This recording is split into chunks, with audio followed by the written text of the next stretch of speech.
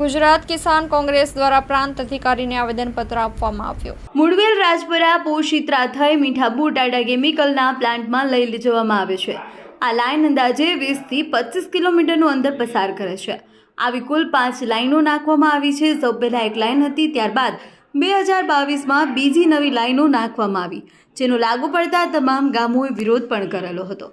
આ બ્રાન્ડ લાઇનો નિયમ અનુસાર જમીન સપાટીથી 5 ફૂટ નીચે નાખવામાં આવતી હોય છે, પરંતુ તેનો અમલ થતો નથી। આ અતિ ખારા પાણીની લાઇનો વારંવાર તૂટે છે, લીક થાય છે, જેને કારણે હજારો હેક્ટર ખેતીની જમીનમાં ખારાશ ફેલાય છે। સરકારી ખરાબા અને ગૌચર બરબાદ થઈ ગયું છે, તો ફોરેસ્ટના જંગલમાં પણ આ ખારાશના કારણે સુકાઈ ગયા છે, કારણ કે લીકેજ થવાને કારણે અતિ ખારું પાણી વચ્ચે આવતા ગામના તળાવો, કુદરતી ઝરણાઓ કે ખાડાઓમાં જવાના કારણે ગામના તળાવોના પાણી ખારા થઈ ગયા છે। આ બ્રાન્ડ લાઇનો નાખવા માટે જે નિયમો શરતો નક્કી થયેલા હતા, તે તમામ નિયમો શરતોનો ભંગ કરી આ લાઇનો નાખવામાં આવી છે, જેના કારણે ઓખા મંડળના જળ, જંગલ, જમીન બરબાદ થઈ રહ્યા છે। આ અતિ ખારાશવાળી બ્રાન્ડ લાઇનો લીકેજ થવાને કારણે, તૂટવાને કારણે ખારાશવાળું પાણી ભૂગર્ભમાં જવાને કારણે આ પાઇપલાઇનોની સમાંતર તેમાંથી દૂર 5 થી 7 કિલોમીટર સુધીના ખેડૂતોના કૂવા, બોર પણ ખારાશવાળા થઈ જવાને કારણે નકામા થઈ ગયા છે। બ્રાન્ડ લાઇનો સરકાર દ્વારા નિયત કરેલ જગ્યામાં નિયત કરેલ ઊંડાઈ નાખવાની હોય છે, તેની જગ્યાએ છીછરી સપાટીએ અને સરકારે નિયત કરેલ જગ્યાને બદલે ખેડૂતોના ખેતર કે તેના શેઢા પરથી નાખવામાં આવી છે। જ્યારે ખેડૂતોના ખેતરમાંથી બ્રાન્ડ લાઇન નાખવામાં આવી હોય, તે જે ખેડૂત પાસેથી સરકાર દ્વારા જમીન સંપાદન કરેલ હોય અથવા કંપની દ્વારા જમીન વેચાતી કે વપરાશી હક તરીકે લીધેલ હોય, તો જ ખેડૂતોના ખેતરમાં લાઇનો નાખી શકાય। આપને જાણીને આશ્ચર્ય થશે કે નથી સરકાર દ્વારા જમીન સંપાદિત કરાઈ કે નથી કંપનીએ ખેડૂત પાસેથી જમીન વેચાતી કે વપરાશી હક તરીકે લીધી। ખેડૂતોની મરજી વગર માત્ર ખુલ્લી દાદાગીરી કરી ખેડૂતોના ખેતરમાં અતિ ખારાશવાળી પાઇપલાઇનો પસાર કરી દેવામાં આવી છે। અને દુઃખની વાત એ છે કે આ પ્રાંત અધિકારી 2022થી ખેડૂતો સતત લેખિત ફરિયાદ કરી રહ્યા છે, તેમ છતાં હજુ સુધી આપના દ્વારા કોઈ જ ન્યાયિક પગલાં લેવામાં આવ્યા નથી।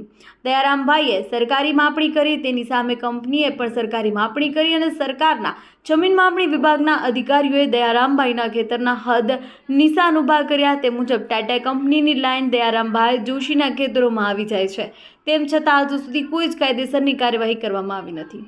આ અતિશય ખારાશવાળી બ્રાન્ડ લાઇનો ટાટા કેમિકલ કંપનીની વીજ વાયરો પર પસાર થાય છે, જેના કારણે 1990માં માર્ગ અને મકાન વિભાગે રોડની મધ્ય રેખાથી 12 મીટર દૂર વીજ લાઇન પસાર કરવાની મંજૂરી આપે છે, પરંતુ આ કંપનીવાળા તે હુકમનો ભંગ કરી રોડની મધ્ય રેખાથી માત્ર 5 જ મીટર દૂર વીજ વાયરો પસાર કરી રહ્યા છે।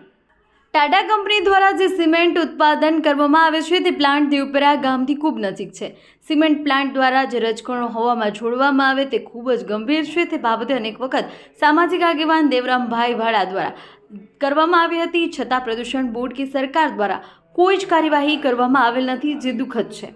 ટાટા કેમિકલ દ્વારા જે કંપની રબડી પાઇપ લાઇન વડે દરિયામાં છોડવામાં આવે છે, એવી જ રીતે RSPL ગળી દ્વારા પાઇપલાઇન દ્વારા કેમિકલ કચરો દરિયામાં છોડવામાં આવે, જેના કારણે દરિયામાં એક ચોક્કસ વિસ્તારમાં દરિયાનો કલર બદલાઈ ગયો।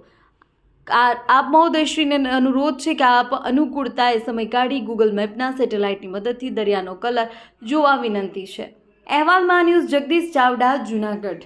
આજે ઓખા મંડળમાં આવેલી મુખ્ય 2 કંપનીઓ RSPL ઘડી અને ટાટા કંપની દ્વારા જે પોલ્યુશન ફેલાવવામાં આવે છે અને જેને પોલ્યુશન અટકાવવાની જવાબદારી છે એવા પોલ્યુશન કંટ્રોલ બોર્ડ, આ ત્રણેયની વિરુદ્ધમાં પ્રાંત અધિકારીશ્રીને એક આવેદનપત્ર આપીને હારે અનેક રજૂઆતો છતાં તંત્ર જાગતું ન હોવાથી એક આશ્ચર્યજનક કાર્યક્રમ, જેમાં સરકારશ્રીની એક છબી રાખી અને એને ચારે બાજુ ભૂંગળા વગાડી, શંખ વગાડી, થાળી વાટકા વગાડી, તાળી વગાડી અને કુંભકર્ણ નિંદ્રાધીન તંત્રને જગાડવાનો એક આશ્ચર્યજનક કાર્યક્રમ સાથે પ્રાંત અધિકારીશ્રીને આવેદનપત્ર આપ્યું હતું।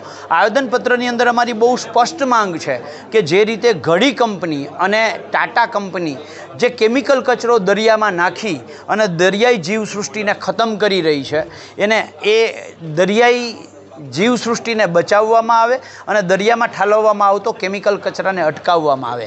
એવી જ રીતે ટાટા કંપની દ્વારા જે રણ વિસ્તાર છે, ચરકલાનો જે રણ વિસ્તાર, અને ત્યાં જે દરિયામાં થી ખારું પાણી છે એને પ્રોસેસ કરી અને 26-27 ડિગ્રી સુધી એ પાણીને ખારું કરવામાં આવે એટલે એકદમ મહત્તમ ખારું થઈ જાય, ખાલી મીઠું જ બાકી હોય એ પાણીને પછી પાઇપલાઇન વાટે એ ત્યાં લઈ જવામાં આવે છે ટાટા કંપનીમાં મીઠાપુર. આ જે વચ્ચે લાઈન નીકળે છે 4-5, આ નિયમોને નેવે મૂકીને એક તો લાઈનો ઊભી કરવામાં આવી છે, ખેડૂતોના ખેતરોમાં લાઈન નાખી દેવામાં આવી છે. આ લાઈનો અવારનવાર તૂટે છે. આ લાઈન જ્યારે તૂટે છે ત્યારે ખારું પાણી છે એ ખેડૂતોના ખેતરોને ખતમ કરી નાખે છે. આ પાણી તળાવમાં જાય એટલે તળાવો ખતમ થઈ જાય છે. આ પાણી નીચે જમીનમાં જળસ્તર સ્વરૂપે જાય એટલે કૂવાઓ બોર છે એ ખતમ થઈ જાય છે. આમ ઓખા મંડળના જે એક સમયે બદામ અને રીંગણા આખા ભારતમાં પ્રખ્યાત હતા, અત્યારે ઓખા મંડળની ખેતી ખતમ કરવામાં આ બે કંપનીઓના દ્વારા ફેલાવાતા પ્રદૂષણનો મુખ્ય રોલ છે. એટલે આજે અમે તંત્રને જગાડવા માટેનો એક કાર્યક્રમ કરીને આવેદનપત્ર આપ્યું હતું. જો તંત્ર નહીં જાગે તો આવનારા દિવસોમાં આનાથી પણ વધારે ઉગ્ર ગાંધી ચિંધ્યા માર્ગે અમે કાર્યક્રમ કરશું.